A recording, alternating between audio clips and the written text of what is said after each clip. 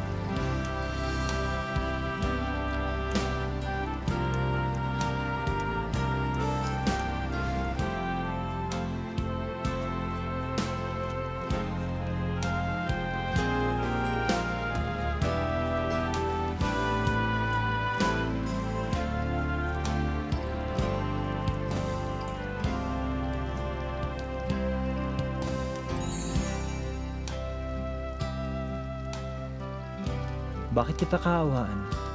Baka mas maawa ka kapag nalaman mo ang kwento ng buhay ko.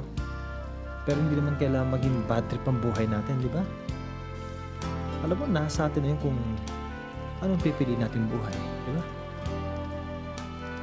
Ikaw, Tama ka. Pwedeng hindi bagot ang buhay ko.